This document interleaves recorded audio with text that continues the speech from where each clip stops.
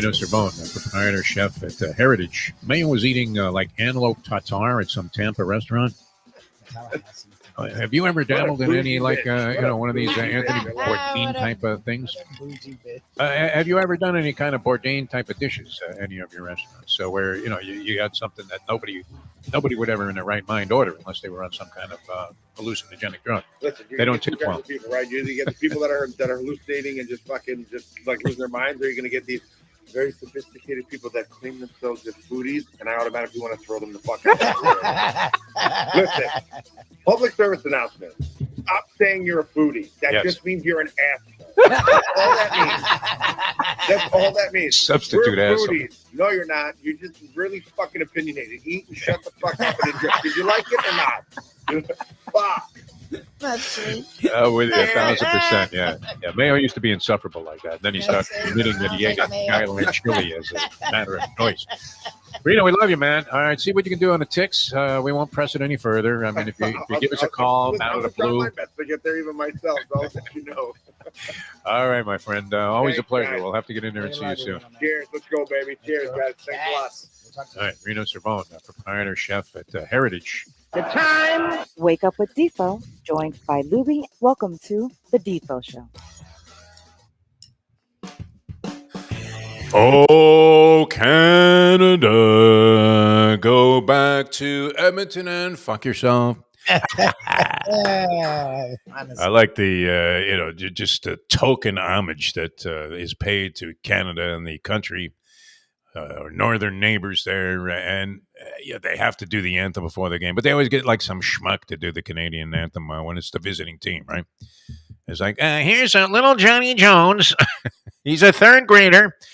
And he's got to belt out this song that you have to be beyond a Robert Merrill type baritone to go ahead and even try to attempt. But anyway, they sent the Edmonton Oilers back to Edmonton, crying about being down 2-0 and resorting to cheap shots, all kinds of crazy stuff, mystified by the, again, suffocating presence of the Panthers forecheck. They get off a total of 19 shots, I believe, in the game last night, and they lose it 4-1. The bigger dilemma, though, Lubie, and I actually got into this. It's funny what just kind of goofing around can do, because Jim Sarney was very upset with me when I suggested that I was trying to get these tickets off Craig Minervini, that I was going to scalp them subsequently and trying to make some money off the thing. And I don't know, is that so outrageous, Lubie? You get the tickets off your friend. He clearly has stated that he wants to sell them to somebody who wants to really be at the game. Okay, that's the implication there, because he's saying, hey, listen, if you really want, I need like diehard fans with me. And the odds that there were some Edmonton fans in the local circle of friends of Craig Minervini who would have been able to get to this game last night when he's offering up the tickets in the morning, probably you would say there was zero chance that it was going to be an Edmonton fan that was trying to get in there to watch this game. But he was going to have to select from probably several inquiries and several people who wanted to buy these tickets at face value. I mean, look, if you're not a season ticket holder and you had a chance to buy, were they going for less than face value, Lubie? Is that what you were implying? Yes. Less than face value. I just don't know what face value is. I know that's what Minnie wants for them. I don't know what face value is. I know that Mayo found them yesterday. Now, again, I don't know what they were at game time, but Mayo was listening to our show. He looked up on a thing called SeatGeek and saw them for $850. But that's secondary market.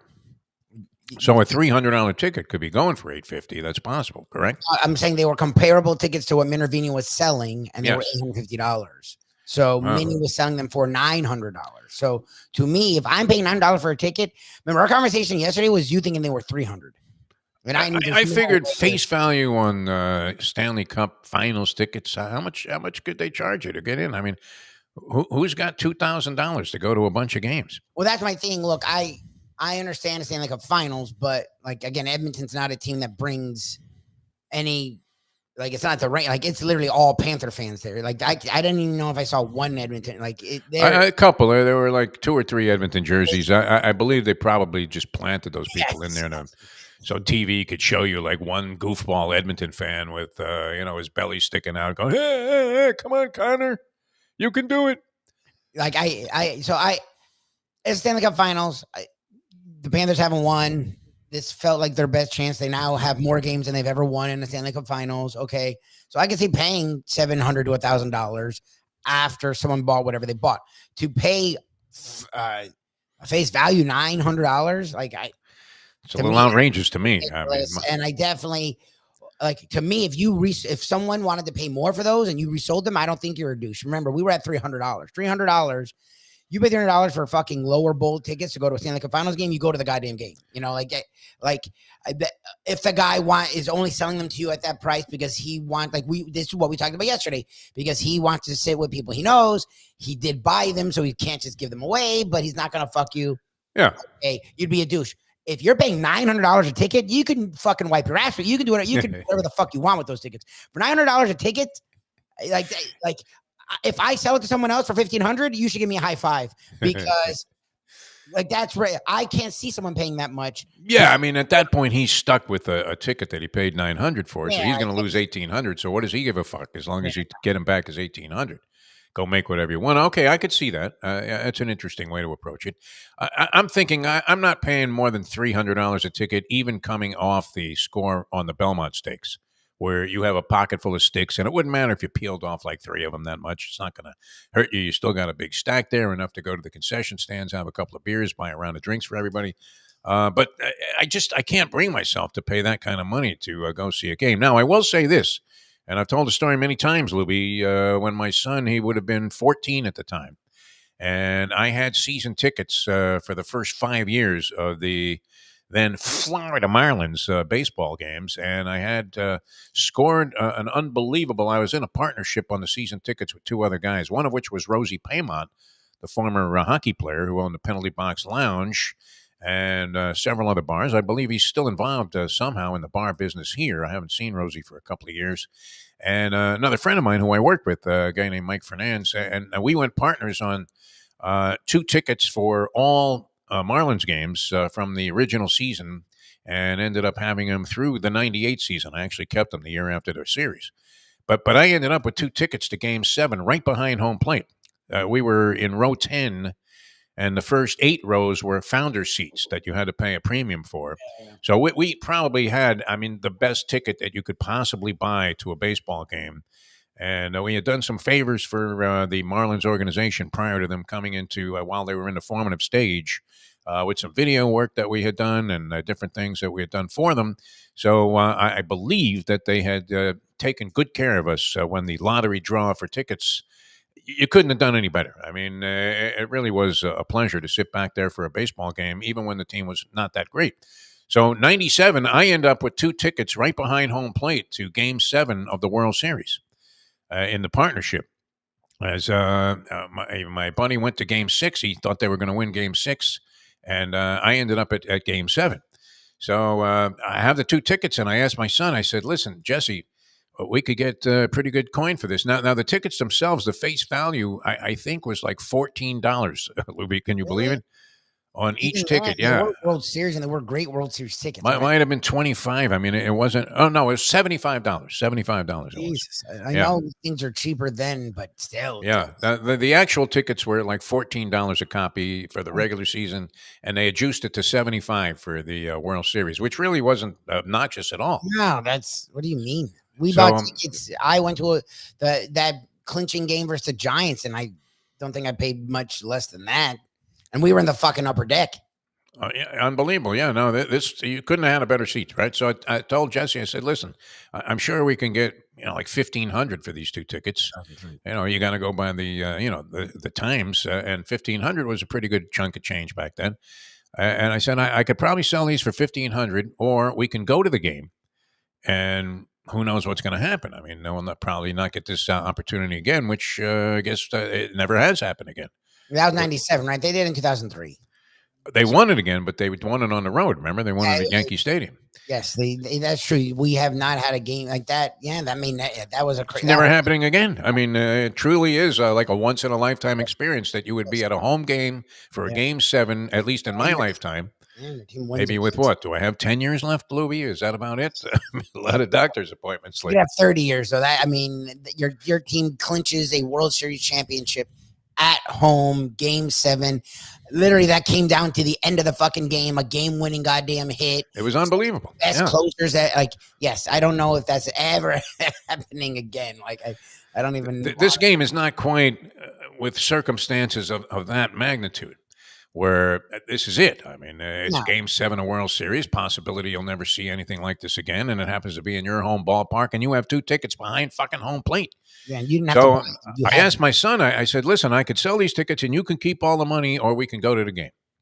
I mean, and I tell you, today, I thought he was going to do what I would have done, and that is sell the tickets. But I couldn't be happier that I went to that game because it's one of those things. It really was, going to Game 7 of the World Series in '97 when the Marlins win, priceless. I don't know that you could put a price tag on it.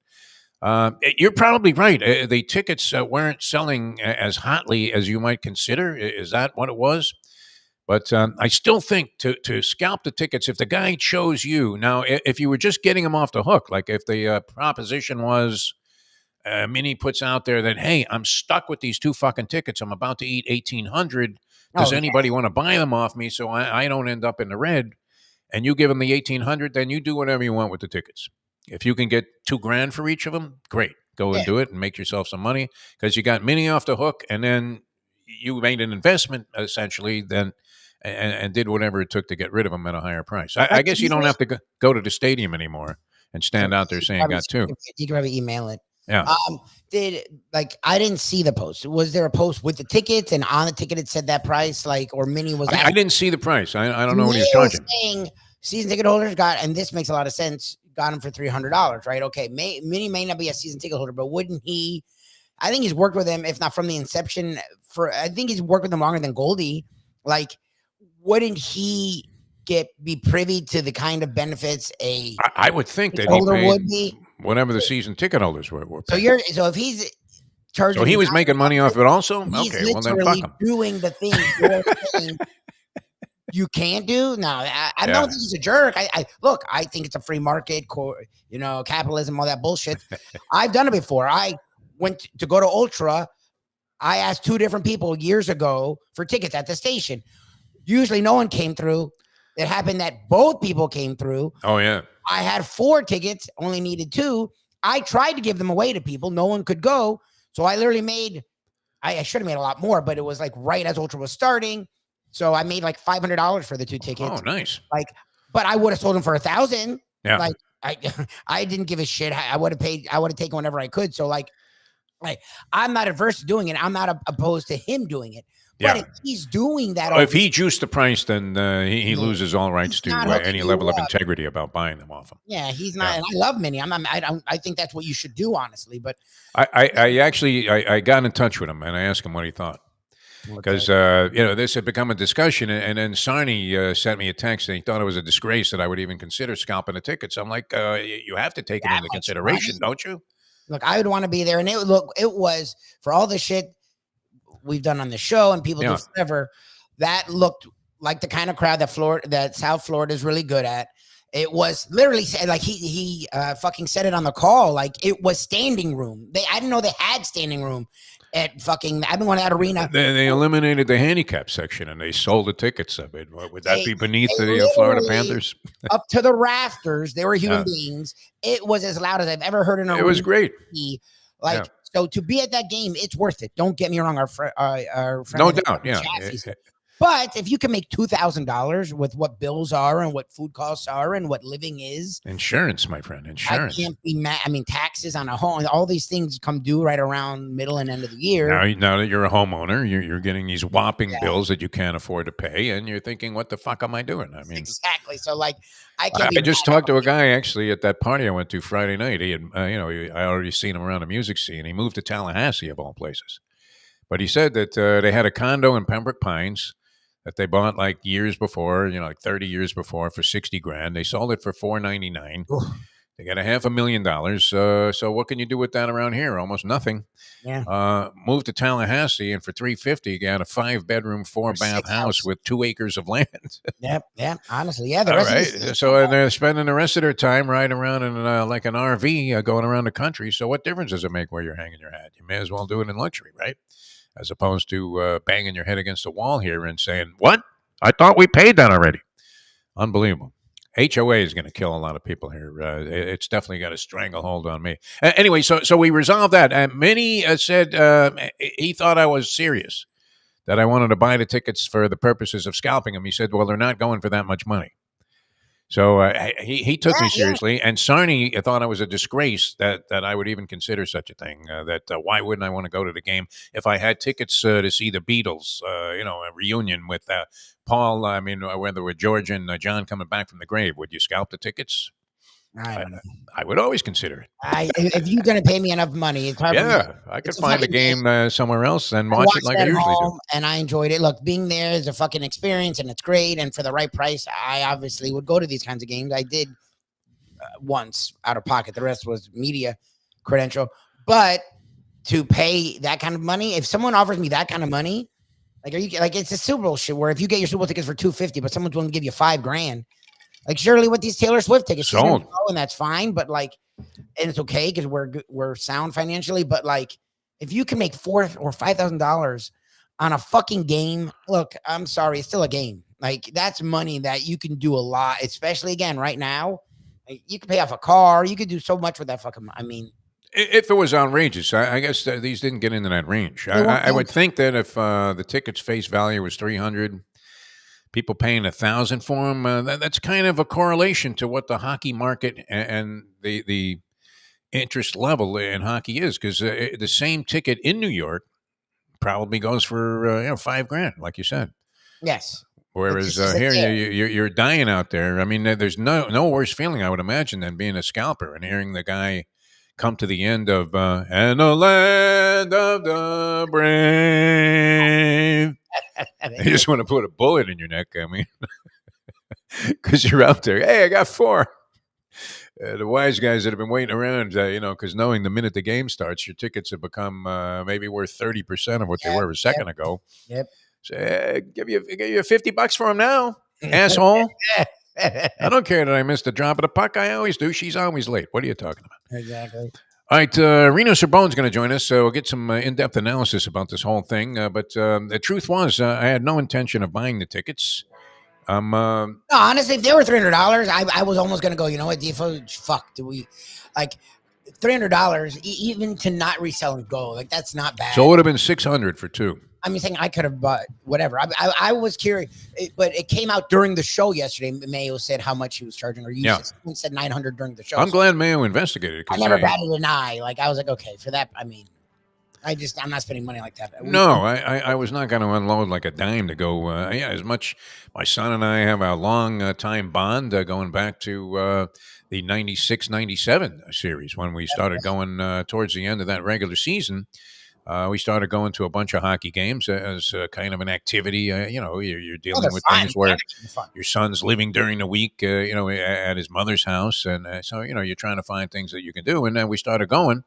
And Jesse took a big interest in hockey. And you couldn't have had a more magical ride if you were going to get swept up in the enthusiasm of what was happening at the time. And then, of course, that year also was capped off later on with the World Series in 97, Game 7. So, pretty good year down here sports-wise. Almost as good as a couple of years ago when we had the 2 teams in the Final Four. Yeah, that's true. Everybody was in the finals. Panthers and the Heat were both in the finals of their respective sports. It was great. All right, that's a reminder that Rino Cerbone is coming on. Also a reminder of the fact that after 2 years, I still haven't been able to shut off this alarm. That only goes off on Tuesday. And no matter how many times you hit the thing, you can't shut the sound down. We're coming back with more in a moment. Other things going on. And I guess we could touch on them maybe a little bit later, but we want to get to Rino Cerbone, who's going to join us here. Always brilliant when it comes to his hockey analysis. And we'll be back with that in a moment. Now that. I don't know. I would have thought we could have got thousands for those. It's 8:30. Champions, the outstanding simulcasting room at beautiful Hialeah Park. Yes, the grand old lady of thoroughbred racing has never been more vibrant, and you can wager on the races from the top tracks around the country while enjoying a cocktail at the Brass Rail Bar or any of the fine food served throughout the facility. If poker is your game, you're covered in style, and you can play all your favorite Vegas-style games, including blackjack, craps, and roulette, in Hialeah Park's sizzling hot casino. Get a player's card when you walk through the door for all kinds of generous amenities, including our favorite, free play, when you come out to the ultimate casino and entertainment destination, Hialeah Park.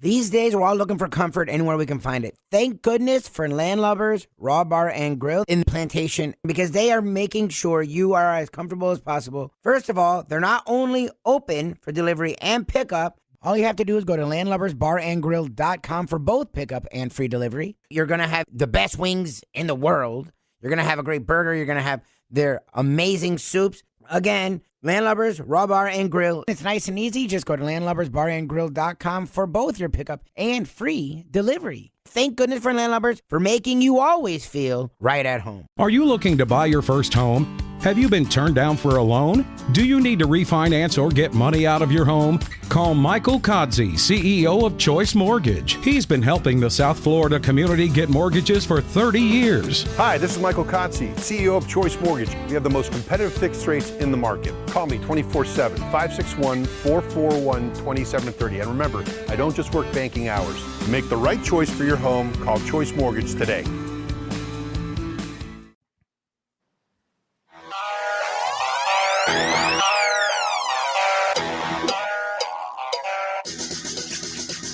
Rino Cerbone, proprietor chef at Heritage. Mayo was eating like antelope tartare at some Tampa restaurant. Have you ever dabbled in any like one of these Anthony Bourdain type of things? Have you ever done any kind of Bourdain type of dishes at any of your restaurants? So where you got something that nobody would ever in their right mind order unless they were on some kind of hallucinogenic drug. Listen, they don't tip well. People, right? You either get the people that are hallucinating and just like losing their minds, or you're going to get these very sophisticated people that claim themselves as foodies, and I automatically want to throw them the fuck out. Listen, public service announcement. Stop saying you're a foodie. That just means you're an asshole. That's all that means. That's all that means. Substitute asshole. No, you're not. You're just really fucking opinionated. Eat and shut the fuck up and enjoy. Did you like it or not? Fuck. That's sweet. With you 1,000%. Yeah. Mayo used to be insufferable like that. Then he started admitting that he ate a Guideline chili as a matter of choice. Reno, we love you, man. All right, see what you can do on the ticks. We won't press it any further. I mean, if you give us a call out of the blue. I'll try my best to get there even myself. So I'll let you know. All right, my friend. Always a pleasure. Guys. We'll have to get in there and see you soon. Cheers. Let's go, baby. Cheers, guys. Thanks a lot. All right, Rino Cerbone, proprietor chef at Heritage. The time. Wake up with Defo, joined by Lubie. Welcome to the Defo Show.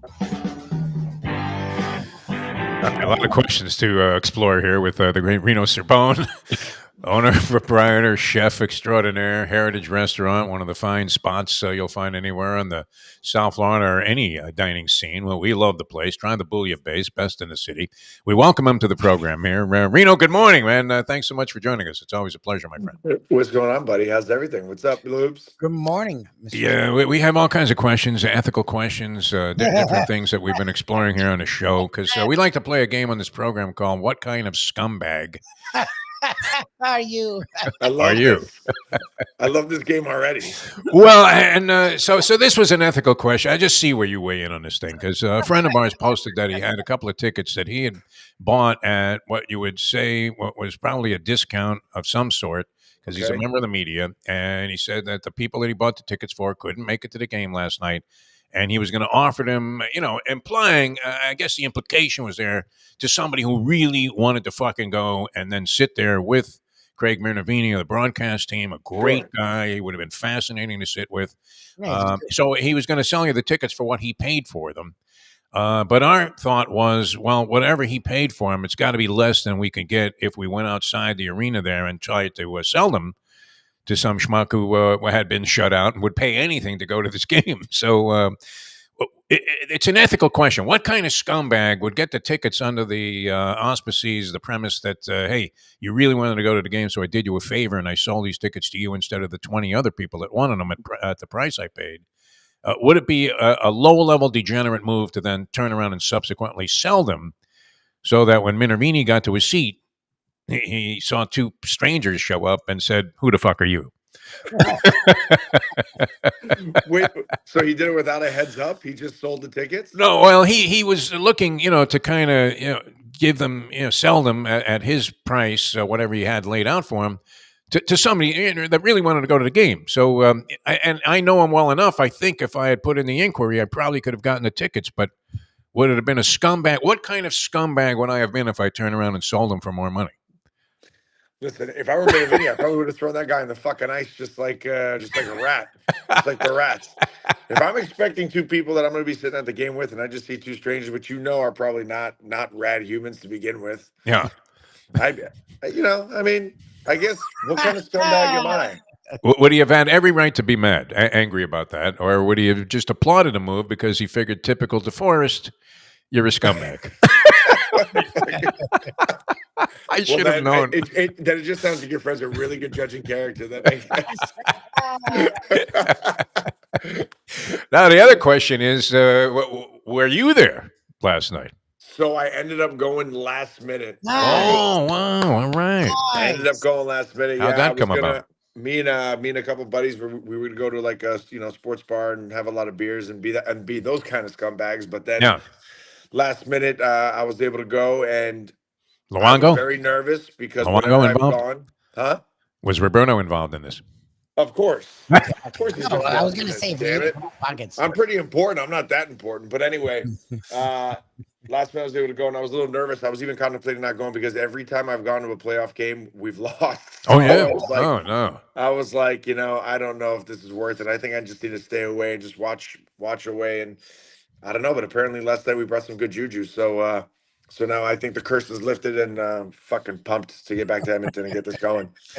And I'll let Lubie explain his position on this, but that first shot, I get nervous about Bobrovsky when there's been a long period of inactivity at his end of the ice, and I'm thinking that first shot, is going to have a shot to go in. I didn't expect it to go right under his balls and into the net.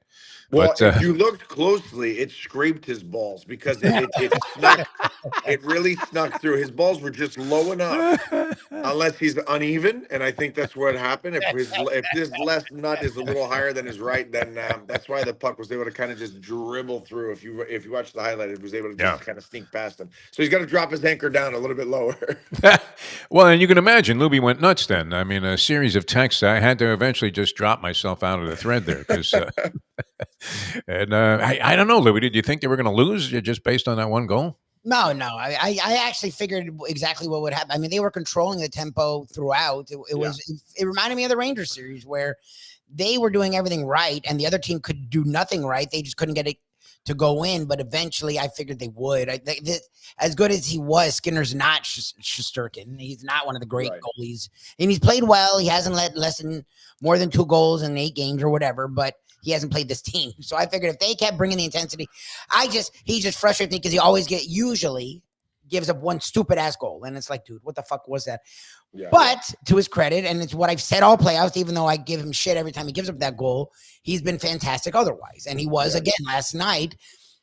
But he also has been getting help. His defense is not, even in game 1 when they had more shots, I thought the stat was a sort of bullshit. Like there was like 4 or 5 really good chances, but most of their chances were one and done. And that's when he's his best. As long as there's not a lot of shit in front of him, as long as they're getting the puck out, and they were, it would sit there, but they would be the first one to grab it and get rid of it. Even when they were outshot in games, you still didn't feel like they were outplayed.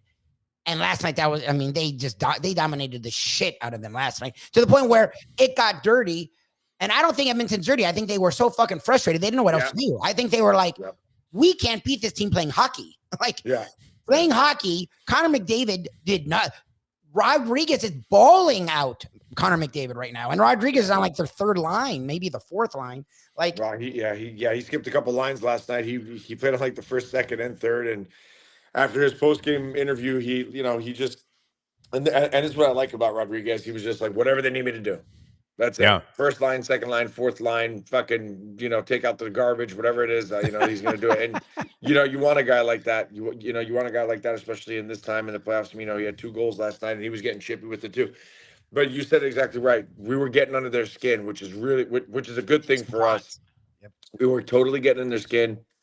And it wasn't like they were trying to be douchebags on purpose about getting in the skin. You just saw, like, by getting in the skin, by beating them to every single loose puck that was imaginable. Now, rewind to game 1.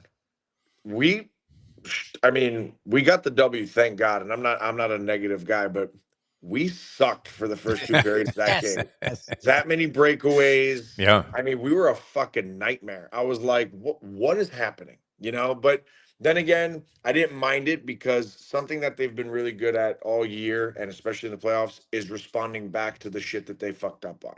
Yeah. So I was like, video guy's going to be really busy. He's going to be really busy for the next day, day and a half or so, because you can't.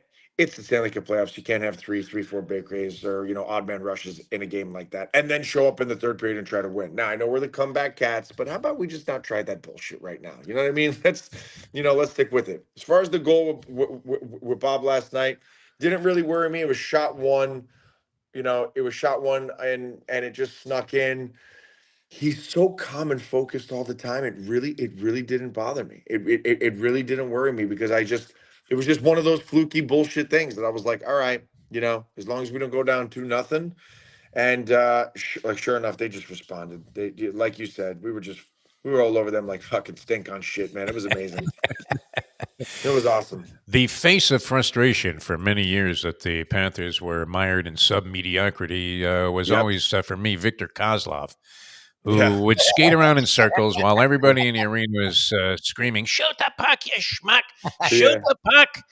And you didn't know if you were watching Victor Kozlov in a hockey game or Peggy Fleming in the Olympics. I mean, just a beautiful piece of skating.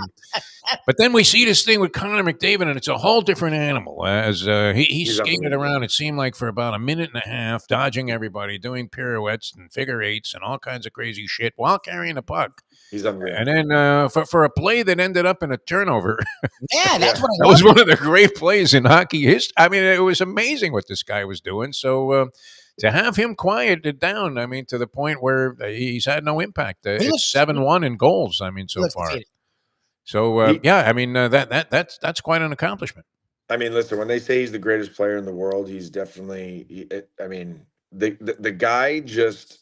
I can't even explain it. Like I really found myself gravitating like towards him all night last night, just watching him play, seeing if he was getting frustrated, which he did a little bit. But I mean, the way that guy skates and control, it's like the puck is stuck on his stick. It's like a video game. It's like, what the fuck is going on with this guy? And the way his feet move, his posture on the ice, the way he's just incredible. Like, look, I don't even have words. The guy's just incredible. What we've done well. First off, give it up for Forsey. I mean, holy shit, man. This guy, such an underrated defenseman. He is just doing everything right. I'm just so pumped. I'm just so pumped he's on our side. We got the biggest thing with us, I noticed last night, we were getting a stick in everybody's lane. Yeah. Everybody's stick was on the ice at all times. There was a play last night, and it's not a big deal, but it is a big deal if you're really a hockey guy, where Barkov was defending. And he's lefty, right? So he was defending, and without having to move his body so much, he was able to get his stick in the lane by crossing over his body, and intercepting a pass, which was definitely getting to the other guy, and it chipped out of play. Yes, it was one of those that it could have been an empty net goal. We were just so composed last night, even playing physical, even being chippy and being kind of prickish here and there. It was like last night was just a great hockey game. But look, I don't give a shit what anybody says. I know they're outmatched and this and that, whatever. And they only have the one line, and we have so much depth, which is true. So I'm very pumped about that. But here's the great thing about hockey: you never fucking know. Oh yeah, this is true. You never know. Third period. I mean, You never know. You could have the best stats and every guy in the world scoring goals, whatever, and you could still lose the fucking game. So I've seen it firsthand. So you know what? Now going back to Edmonton, we're going in their, into their barn. It's a tough crowd to play in front of. I expect them to come out like animals. Curious to see if Dreisaitl's going to play after that hit on Barkey. Yeah. So what are your thoughts on that? Because that's my thing. Is I get it. It's hockey. It's physical. Yeah. Even hockey standard, they had 3 or 4 plays where, and I've watched enough hockey. I'm not a hockey enthusiast, but I've watched lots of hockey, and it's almost like when you fight in the yard, like the head, even before the concussion shit, back in the fucking day, the head, the face is always like sort of an unknown. You don't fuck with the face, right? You can do whatever the fuck, and even look, unless it's a boxing match, no, Cecilia, you don't fuck with the face. That what he did, it was open ice. Yeah. I don't think Barkov even had the puck. Went with his arms in this day and age when we know what you can do with concussions. Went right, and the replay shows he led with it. He launched with his elbow. Yeah. MMA shit. And even by hockey standards, it's rare for me to say I've seen anything like that. Like, that was fucking weird. What are your thoughts? And then they did one where the guy put the stick between the legs and went up. Like, Yeah. what's going on with this fucking game? Like, this is the Stanley Cup Finals. Like, I know they're frustrated, but Jesus, like, they got to get this under control. I mean, like, and the Panthers were very physical and aggressive. They weren't doing any extracurriculars. They weren't letting them go, but they weren't doing anything like that. It was just purely they couldn't get anything done, so they went dirty. Like, you're a hockey guy. Like, a lot of people are saying, how can he not be suspended, especially if Barkov's hurt? Like, that was the whole thing was just weird to me, and it was like the refs were sort of almost letting it happen. It was I didn't understand any of it. Well, if Barkey doesn't play, then Draisaitl is going to be suspended, right? If he causes an injury, he's going to be suspended. The thing that's going to be questionable is that it was a 2-minute minor, which was surprising. But he left it. Listen, when you jump, when your skates lift the ice, yes, you're automatically getting really, really looked at, hardcore. That, to me, like, the puck was in the area. It was in the area, so it's not like it was completely lost. But that was kind of a send message kind of hit. That wasn't really like I'm just trying to meet you in the boards and get this puck. This was kind of like, I'm fucking pissed, and there's their guy, and I'm gonna kind of jump forward, which is out of character for Draisaitl because he's not a really dirty guy. He's very skilled and he's very amazing, but dude, we're under their fucking skin. I mean, that's the bottom line. And he saw an opportunity and he took it. It's probably it's not looking well for him. I think it was bullshit as far as the stick in the legs. It was with Cooley and who was it? Holloway? I forgot who it was. But they were chipping back and forth. I mean, you don't play with the man's manhood like that unless you're gonna buy him a drink. Come on, there's an audience watching, for God's sake. For God's sake. Looked like a scene at the bar at Heritage. What was you guys gonna play fucking sticks and sticky sticks with each other? Like, come on. But listen, they're they're pissed. They're pissed. And the guy that I wanted to fight myself was fucking Evander Kane. Dear God, I just wanted that was classic. That guy to the game solely for, I don't know if you guys saw the replay last game, that he was skating to his bench and Chucky was skating to the Panther bench and he just punched Chuck in the face. Did you guys see that replay? No, I did not see that one. No. I saw it the day after and I was just fucking fuming. I was like, this motherfucker. No wonder why you get run out of town wherever you go. It's like, settle down, you fucking sissy. Just like, is there a possibility that people had to hold you back, keep you from going out on the ice because you would have had access courtesy of Luongo? Listen, I love goons. I love the goon I understand role. hockey. I love the goon role and I love that stuff, but I don't like dirty. Like, there's a difference. Like, a goon, like, love Maroon, love those guys, like, talk shit, like Thordy when he was on Boston was the best goon ever. Like, even when he came over to Florida, he was still I like talk shit, fight, drop the gloves, beat some ass. You know what I mean? But don't be don't be dirty. You know what I mean? If you're dirty, you deserve to get your fucking ass kicked by your whole team. Does a goon need to? Does a goon need to be able to play a little bit, Reno? I mean, there have been goons that. Do they need to be able to play a little bit, or are they all like? I remember Peter Worrell actually had like the double-bladed skates. He couldn't even actually skate. I mean, they were actually. He was out there somehow. Yeah, they were sleds. No. Listen, they're in the 90s. Well, I mean, not just the 90s. Hockey was known for having those one or two guys on every team. It's always a goal. Yeah. I mean. Look at Philly, for God's sake. They were called the Brush Street Bullies. I mean, like, it's just it goes with the game. You need one of those guys. It's a part of the game. I love it. They do need to play because those are guys that let you know, come into our crease, hit one of our guys like that. You're gonna meet. Coach is gonna send us out when you're out there, and and you need that because it kind of keeps people a little bit at bay. I don't really find that we have any of those like. With us, with the Panthers, it's interesting. We don't have that one guy that's good anymore. Like last year, I guess you could say it was Gudis. But like now, everybody's just got a sprinkle of dickhead in them. It's like they got a sprinkle. They got a dash of. They got a dash I made of this asshole with a sprinkle of dickhead. They do. It's amazing. So if like be like, all right, we'll do a little dash of asshole right now. They'll send out Bennett. We need to sprinkle a dickhead. We got Chucky. You know what I mean? Like we got it here and there. So it's nice permeated evenly throughout all the lines. A recipe for success in hockey, as told by Rino Cerbone in chef terminology. All right, we've said this many times, and it just continues to be exemplified with each passing day that we could have been any more dead wrong about Paul Maurice than we were. Lubie and I thought this was a bullshit hire. He's losing his coaching to hockey history. He's never won a Stanley Cup, even though he's been coaching since Scotty Bowman was an embryo. I mean, the guy...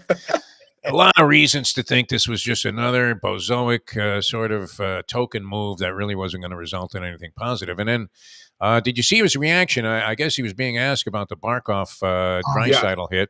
Yeah. And somebody must have put it, along the lines of, what were your feelings about what happened with Draisaitl? This is And an he Oprah said, Winfrey. Yeah, that was his quote. This isn't the Oprah Winfrey show. Feelings don't matter here. I love it. No, I mean, how do we not celebrate this guy? I mean, he is the hockey equivalent of Tommy Lasorda when it comes to spreading good cheer and, being an ambassador for the game. He is, he gave a speech the other night in a room that someone recorded that he is like, I felt like I was watching the real life Miracle, Miracle, like there was like this and that's the thing about him. It's not rehearsed. It's just with him, everything is genuine, even from his snarky sarcasticness, which I fucking love. Just that alone, I love it. That was great. But he loves his players, and you could tell it's genuine. The last thing he said in the room in game one, he was just like, your third period was awesome. It was amazing. You guys are fucking brilliant. And I love every one of you. And just walked out the door. That's it. Yeah, that's it. I had like goosebumps. I think I shed a tear and I was like, I want to Paul Maurice in my life. I was like, what the fuck? This guy is he's amazing. I think he just knows how to tailor his attitude to the players he has in a room. We still have a pretty relatively young team. There's a lot of young guys on the team. So it's weird. We have like veteran experience, but a lot of young guys. And I think he knows how to play to be hard when I have to be hard, make them understand I have their backs. It's just weird. It's just, he's just fucking amazing. He really is. I'm so proud to have him. And, I don't see him going anywhere after these these last 2 years. I think he's gonna continue help building the team and the progress here in Florida and the culture. That's what it is. It's really culture he's building. Yeah. Well, you always hope that the GM and the coach, or GM and manager of the team that you're rooting for, are in some kind of sync. And I've heard them both talk about the mutual respect they have for each other. It seems to be genuine. You're watching hockey. It really is unlike any other sport because, as you said, sometimes you're seeing, subtleties about the game where the guy's not going to be in the spotlight. He's not going to be in the limelight. Right. And yet you're watching and just that little extra work in the corner or that one, added piece of effort makes a huge differential in a game where every score is at a premium. And that seems to be the case here. Can they continue to shut down the Edmonton Oilers on the road? Is this series, Rino Cerbone of Heritage Restaurant, is it now over? Are the Oilers dead and buried already? No, that shit isn't over until that last fucking buzzer goes. I don't give a shit how many goals are up. That I'm telling you, that's what it is about hockey. Again, I've seen it firsthand. I've seen series being up from 3-0, and you're like, we got this shit in the bag, and then all of a sudden, something, you get a wild hair up these fuckers' ass, and all of a sudden they'll just find a way. That's the beauty about hockey, though. You really have to maintain that level of where you find where you're excelling, and you got to stay there. For us, I don't think it's over. I think as an optimist, and you got to be a positive person, all that bullshit. Yes, we're gonna win. However, fuck off. Let's be realistic. It's hockey. It's a violent sport, and when it comes down to it, I mean, they're gonna throw bodies and they're gonna be tough.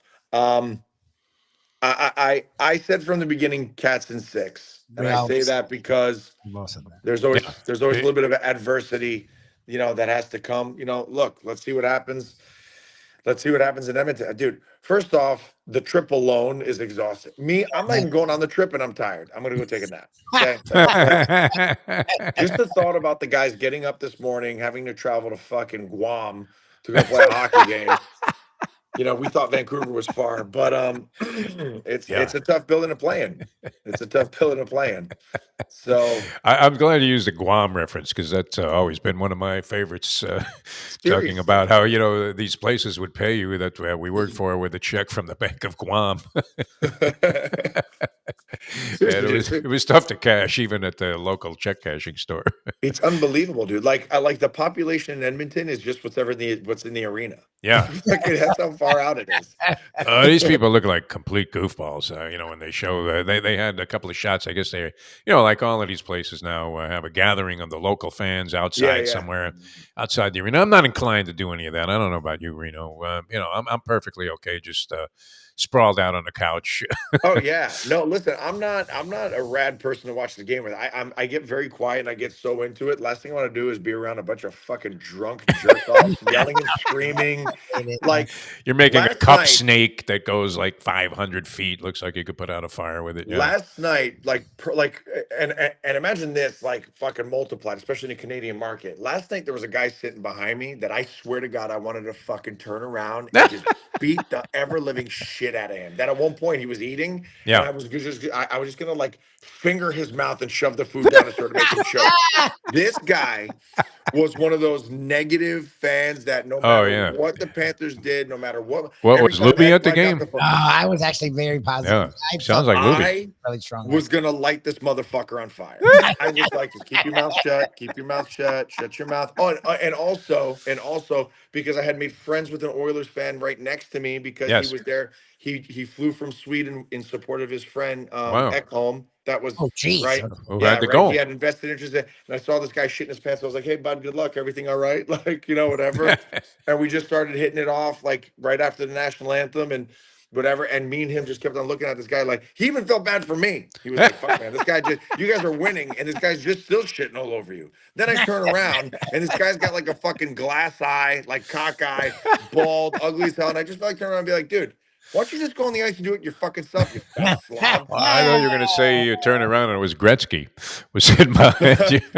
Dude, seriously, with this cockeye, I was getting like fucking seriously. So imagine that in Edmonton by the dozens surrounded you. Oh my God! I'm liable to go to prison. These guys are what? They're living on whale blubber. I don't know. No, that's probably the number one thing on a menu in Edmonton. They're not fucking Eskimos. Dino has a weird image of everything. Jeez, they're not making bars of soap out of whale fat. Like, what are you? It's like Juno. Seriously.